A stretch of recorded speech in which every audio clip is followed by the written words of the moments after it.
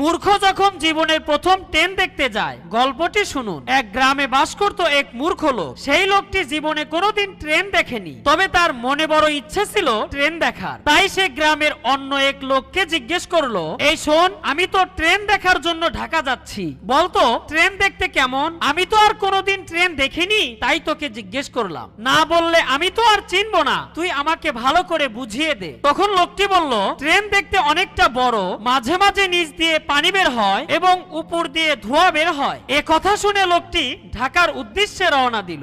ঢাকা পৌঁছে এদিক সেদিক খুঁজতে লাগলো, কিন্তু কোথাও সে ট্রেন পেল না। পাবেই বা কি করে? সে তো ট্রেন চেনে না, দেখলেও তো সে ট্রেন চিনতে পারবে না। যা হোক, এক পর্যায়ে এক লোক রাস্তার সাইডে বসে পেশাব করছিল এবং বিড়ি খাচ্ছিল। এবার মূর্খ লোকটি খেয়াল করে দেখলো নিচ দিয়ে পানি পড়ছে আর উপর দিয়ে ধোঁয়া বের হচ্ছে। মূর্খ লোকটি লাফ দিয়ে লোকটির পিঠে উঠে বলল, এই ট্রেন পাই